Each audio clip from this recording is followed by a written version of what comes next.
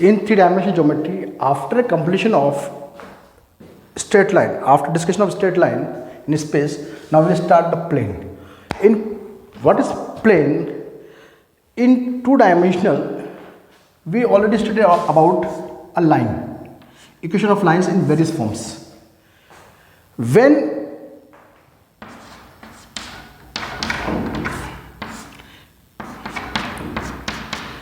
equation of line in various forms, slope intercept form, one point form, normal form, 2-point form.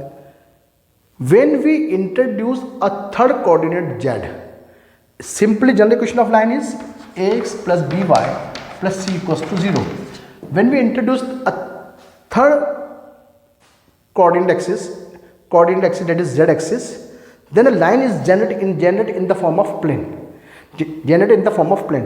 That's why here x and y are two axes in two dimension. There is a line. When this line is when the third coordinate is introduced, z, perpendicular to both x and y axis, then this line generated into the form of plane. That's why general equation of plane is ax plus by plus cz plus d equals to 0. तो line generate होके third coordinate के कारण line जो है वो generate होके क्या बनाती है?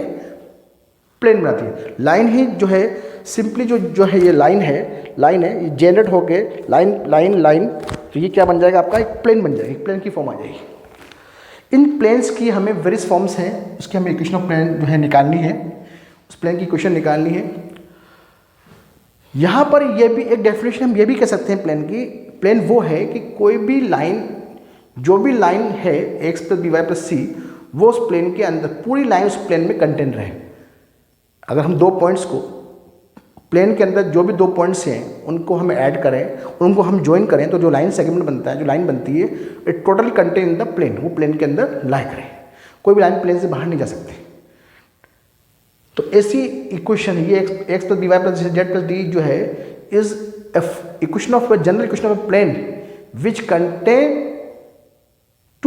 which contain the line segment, which contain the line formed by joining the 2 points in the given plane. Plane में जितने भी पॉइंट्स हैं उनको जो अगर हम उनको अगर हम मिलाएंगे तो जो लाइन बनेगी वो पूरी लाइन उस प्लेन में होनी चाहिए. This is another way of to explain the plane. तो हम यहाँ प्लेन के अंदर, तो मैंने पहले आपको बताया है बहुत सिंपल सी भाषा के अंदर कि टू डायमेंशन में हम इक्वेशन पढ़ते हैं. लाइन की इक्वेशन जो होती है वो इस फॉर्म में होती है. अगर हम थर्ड कोऑर्डिनेट इंट्रोड्यूस करें तो ये लाइन जो है वो जनरेट हो जाती है किस रूप में? प्लेन के रूप में. This line is generated in the form of plane. Then that's why the general equation of plane is ax, इसमें एक कोऑर्डिनेट और इंट्रोड्यूस हो जाएगा, x plus b y plus c z plus d equals to 0.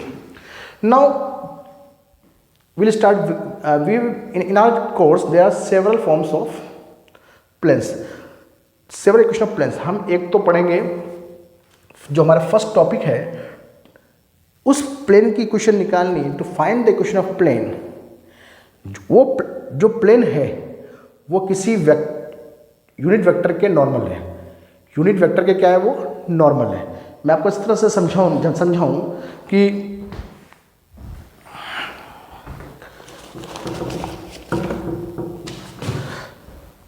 मान लिया ये unit vector है, इसके वो नॉर्मल है प्लेन, इसके इस यूनिट वेक्टर के नॉर्मल है, और उसके ऊपर ओरिजिन से जो हमने ड्रॉ किया है, ओरिजिन से हमने परपेंडिकुलर ड्रॉ किया है, उसकी लेंथ है d. उस प्लेन की इक्वेशन क्या होगी? To find equation of plane, normal to vector है, n यूनिट वेक्टर के नॉर्मल है, and at a distance d from the origin is, और उस पर जो नॉर्मल ड्रॉ किया गया है, उस पर जो नॉर्मल डाला है हमने, नॉर्मल ओरिजिन से, उसकी लेंथ कितनी है? d है. उस प्लेन की इक्वेशन हमें यहाँ पर निकालनी है. Let we start. Let O be the origin. Let O be the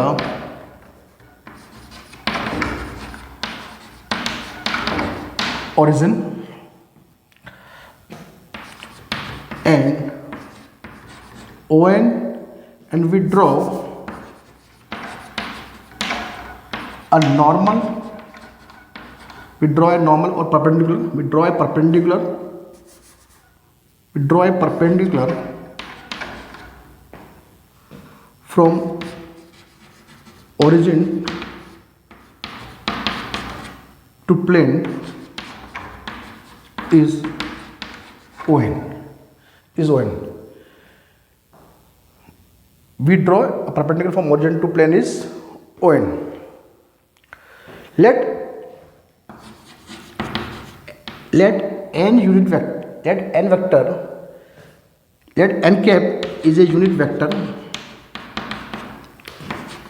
vector along ON, and length of ON is D. अगर इस ON की जो लेंथ है वो D दी हुई है और n cap is unit vector along ON है, मतलब जैसे हम कहते हैं कि x एक्सिस के अलॉन्ग यूनिट वेक्टर क्या होता है i कैप। अगर मैं x एक्सिस के अलॉन्ग कोई 8 मैग्नीट्यूड का वेक्टर बनाऊं तो क्या आ जाएगा 8 इंटू आई। तो यहाँ पर ON क्या है, ON प्लेन के ऊपर परपेंडिकुलर है, नॉर्मल है, परपेंडिकुलर है, उसकी लेंथ कितनी है d है, और n cap is a unit vector along ON। तो मुझे इसको यूनिट वेक्टर के रूप में लिखना चाहूँ, इसको वेक्टर के रूप में लिखना चाहूँ ON वेक्टर को, तो मैं इसकी लेंथ कितनी दी हुई है d, इसको यूनिट वेक्टर से मल्टीप्लाई कर दूँगा d एन कैप। तो ON वेक्टर क्या हो जाएगा d एन कैप। नाउ एक बार उसको समझें हम कि मतलब क्या है। यहाँ पर ये x, मैंने एक मिनट मान लो ये x एक्सिस है, ये y एक्सिस है और ये z एक्सिस है। इस प्लेन की क्वेश्चन हमें निकालनी है, इस प्लेन की क्वेश्चन निकालनी है जिस पर ओरिजिन से नॉर्मल, ये नॉर्मल है ओरिजिन से ON है, इस प्लेन की क्वेश्चन निकालनी है। ON इस पे नॉर्मल है, उसकी लेंथ है d और वेक्टर के रूप में लिखे तो क्या आएगा d n cap is a unit vector along normal. तो हमने ये लिख दिया। अब जब हमने इसमें लिखा, ये नॉर्मल डाल दिया इसके ऊपर, ये नॉर्मल मैंने डाल दिया इसके ऊपर, ये मैंने इस पर नॉर्मल डाल दिया।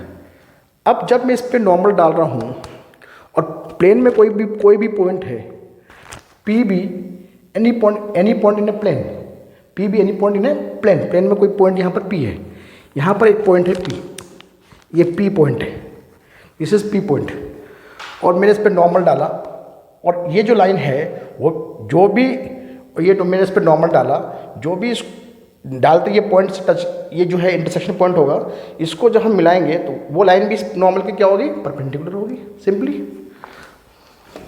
तो ON vector equal to DN vector. Let P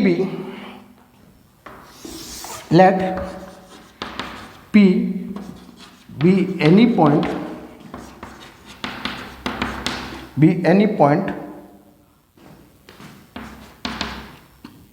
point on a plane whose position vector is vector r। उसके पोजिशन वेक्टर क्या होंगे, r होंगे। तो NP वेक्टर क्या हो जाएगा, NP वेक्टर हो जाएगा r minus ON vector, that is ON vector. और ON वेक्टर क्या है आपका, r vector minus d unit vector. अब ये जो NP है वो ON के क्या हो गया, परपेंडिकुलर हो गया। Since NP is perpendicular to ON,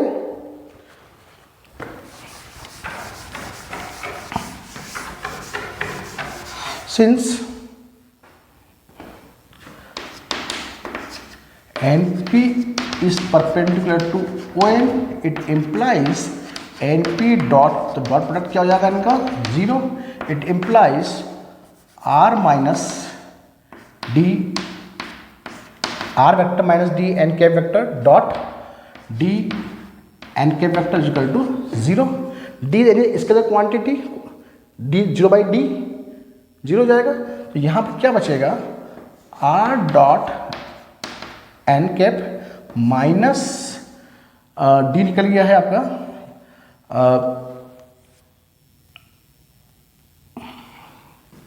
is equal to n cap dot n cap into D। और इसको हम लिख सकते हैं r vector dot n cap is equal to d. यहाँ पर ये यूनिट वेक्टर है, यूनिट वेक्टर का यूनिट वेक्टर से मल्टीप्लाई क्या मिलेगा आपको, n cap dot n cap is equal to n cap के मैग्नीट्यूड का स्क्वायर, इसका 1 होता है, 1 स्क्वायर इजिकल टू 1, तो it is r dot n cap is equal to d. This is the vector form of a plane. उस plane की equation है जो नॉर्मल है किसके, जो किसी वेक्टर के नॉर्मल है, किसी यूनिट वेक्टर के नॉर्मल है, यूनिट वेक्टर के नॉर्मल है, और जो ओरिजिन से उस पर जो हमने ड्रॉ किया है नॉर्मल, उसकी लेंथ कितनी है, डी है। ये उस प्लेन की इक्वेशन है। तो यहाँ पर जो एन वेक्टर है, ये एन यूनिट वेक्टर है, ये प्लेन के नॉर्मल के डायरेक्शन कोसाइन है। This is the length of normal, और ये ओरिजिन से जो हमने प्लेन पे नॉर्मल डाला है उसकी लेंथ है। की पॉइंट है, की point r dot n cap is equal to d, r dot n cap is equal to d. N cap is unit vector of a unit vector है अलोंग नॉर्मल, अलोंग नॉर्मल। तो ये डायरेक्शन कोसाइन किसके हैं, normal के direction cosine हैं, plane के नहीं। इसको यदि हम कार्टेशियन फॉर्म में लिखें, we have to try to write in Cartesian form.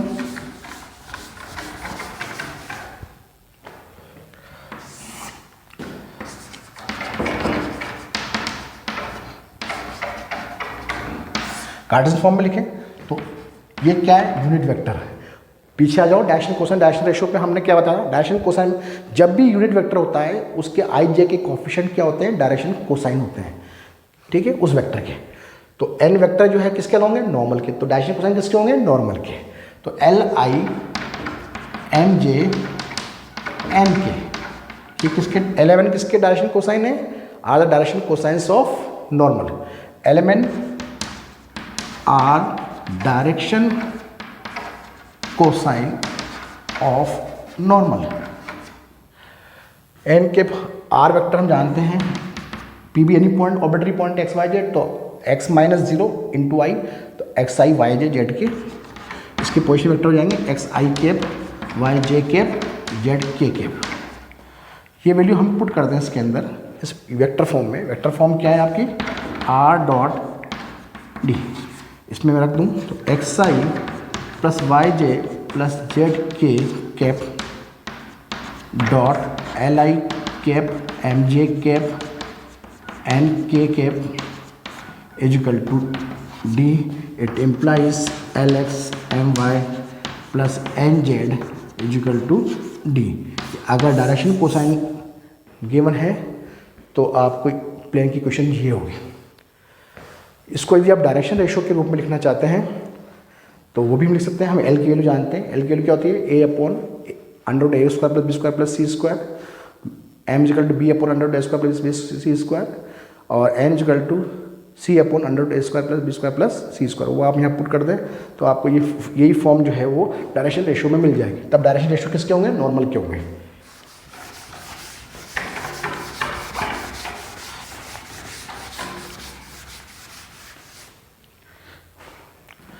If A, B, C are DR direction ratios of normal, then इसको आप लिख सकते हो x L की जगह A upon under a square plus b square plus c square, y B upon under a square plus b square plus c square, z C upon under a square plus b square plus c square equal to d. इसको आप लिख सकते हो cartesian form में, direction form में, a x b y c z, और ये से मल्टीप्लाई हो जाएगा डी से इंटू स्मॉल डी, तो ये जाएगा कैपिटल डी। ये क्या है, general equation of plane, general equation of plane. और आज का की पॉइंट क्या है, आज का की पॉइंट है ए बी सी। कोई भी जनरल इक्वेशन ऑफ प्लेन जब आपको दी हुई है, जनरल इक्वेशन ऑफ प्लेन दी हुई है, इसके अंदर a b c are the direction ratios और direction cosines of a normal not a plane.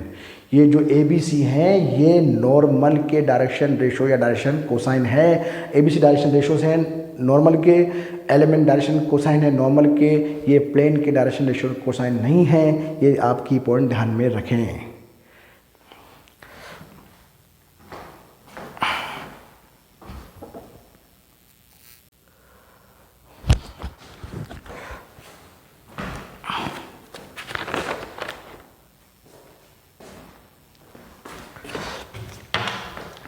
जो नॉर्मल फॉर्म थी वेक्टर नॉर्मल जो प्लेन की जो इक्वेशन थी नॉर्मल फॉर्म के अंदर, उसकी जो इक्वेशन है इसमें हमें बहुत सारी हमें बातों को ध्यान में रखना है कि क्या चीज़ क्या है पिन पॉइंटेड। फर्स्ट नोट ये कुछ पॉइंट्स हैं जो हमें नोट करने हैं।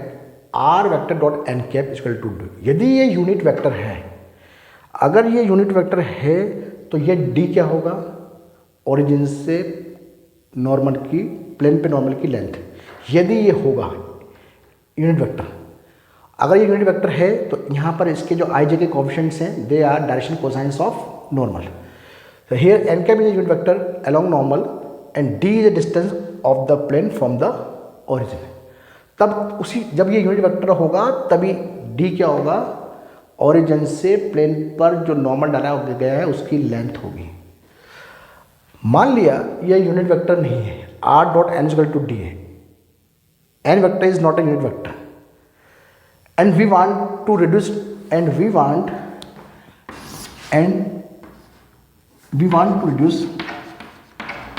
to reduce this equation in normal form। हम उसको नॉर्मल फॉर्म में लिखना चाहते हैं उस इक्वेशन को, तो हम क्या करेंगे, इसको यूनिट वेक्टर बनाना पड़ेगा। यूनिट वेक्टर बनाएंगे तो हम क्या करेंगे, दोनों तरफ इसके मैग्नीट्यूड से डिवाइड कर देंगे। Then we divide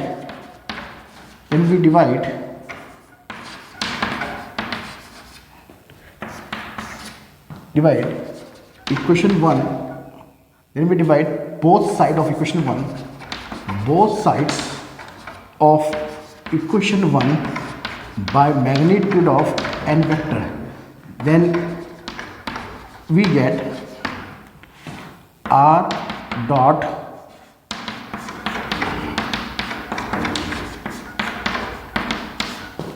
it implies r dot ये यूनिट वेक्टर हो जाएगा, इसको हम कुछ length d upon magnitude of n. क्योंकि मैंने ये आपको इसलिए बताया, दोनों नोट इम्पॉर्टेंट हैं क्योंकि इस पे एमसीक्यू क्वेश्चन कई बार पूछता है। कितनी बार बच्चों को कंफ्यूज करने के लिए वो इक्वेशन लिख देता है यहाँ पर R dot I plus J plus के इक्वल टू 5, और आपसे पूछेगा कि ओरिजिन से प्लेन पे जो नॉर्मल डाला गया है उसकी लेंथ क्या होगी, आप फट से लिख दोगे 5 नहीं होगी, अभी ये यूनिट वेक्टर नहीं है। इसका मैग्नीट्यूड कितना है, अंडर रूट 1 का स्क्वायर प्लस 1 का स्क्वायर प्लस 1 का स्क्वायर, रूट 3 है। तो इसको हम क्या करेंगे, रूट 3 से डिवाइड करेंगे, इधर भी इधर भी।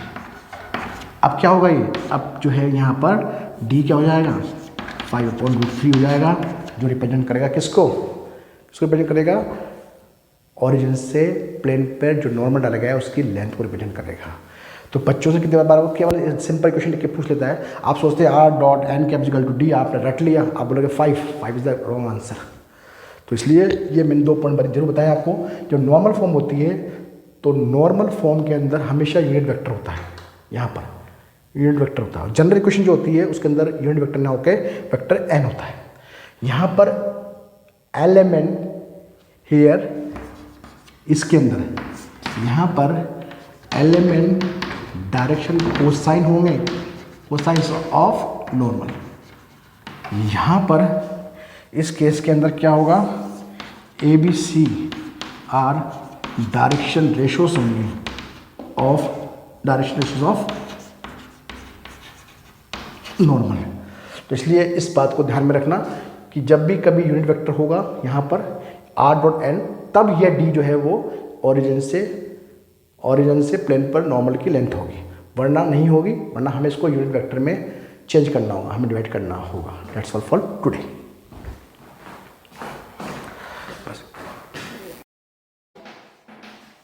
Foot of the perpendicular, find the perpendicular from origin to plane, origin to plane। तो आपके पास ये प्लेन है जिसकी इक्वेशन दी हुई है mx plus my plus mz equals to p या d। ये आपके कार्टेशियन फॉर्म में equation of plane in normal form. L m n क्या है? Direction cosine of normal, direction cosine of normal. तो यहां पर ओरिजिन है ये, इसके कोऑर्डिनेट 0 0, इससे हमें इसके ऊपर फुट है, एफ के कोऑर्डिनेट हमें निकालना है। कोऑर्डिनेट क्या है?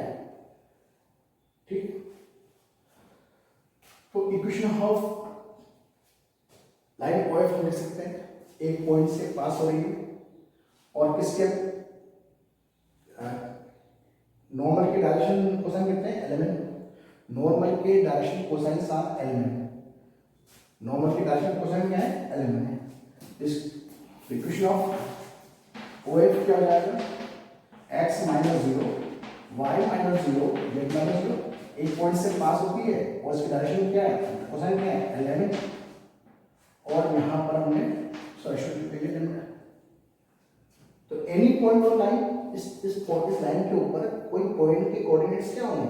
Any point on line, any point on line, ये पॉइंट कोई पॉइंट है, माने हमें एफ पॉइंट है, इसके कोऑर्डिनेट्स कितने लाएंगे? Any point F on line जो कोऑर्डिनेट है वो लेंगे L lambda plus 0, L lambda हो जाएगा, एम लैम्डा हो जाएगा और एन लैम्डा हो जाएगा। इस लाइन के ऊपर इसी पॉइंट की कोऑर्डिनेट्स ये रहेंगे। मान लो पॉइंट एफ है, लैम्डा की उसी वैल्यू के लिए वो पॉइंट एफ है। आपको 0 0 मिल गया, ये कोऑर्डिनेट मिल गया आपको एल लैम्डा, एम लैम्डा और एन लैम्डा। दो पॉइंट को जोड़ने वाली लाइन सेगमेंट है, इसके डायरेक्शन रेशियोज क्या होंगे? x2 minus x1, y2 minus y1, z2 minus z1। इसके जो डायरेक्शन को यहां पर या ये हम करें, ये पॉइंट किसके अंदर है? प्लेन में। प्लेन की इक्वेशन को क्या करेगा? सेटिस्फाई करेगा। Since this point is lie on plane, so it satisfy the equation of plane.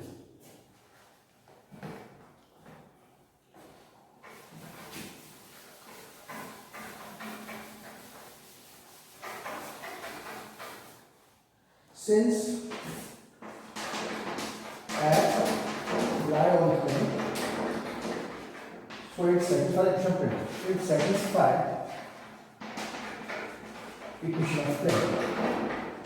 इसमें रखते हैं हम x की जगह l लैम्डा, तो l और इसकी जगह इसमें हम x की वैल्यू पुट करते हैं lambda l lambda, l lambda, m lambda, n lambda equals to d। यहां से हमें लैम्डा कॉमन ले लिया, l square plus n square plus n square equals to d, ये वैल्यू 1 होती है और lambda into 1 equals to d, value आ गई। तो फुट ऑफ द परपेंडिकुलर डालेंगे, foot of the perpendicular, foot of the perpendicular is, यहां इसकी डी आ गई L D m d n. तो आप कभी भी आपको फुट ऑफ द परपेंडिकुलर निकालने हो तो आप पहले एल निकाल लो और उसको डी से मल्टीप्लाई करो। D what is d? D is length of normal from origin to plane, उससे मल्टीप्लाई करके आप निकाल सकते हैं।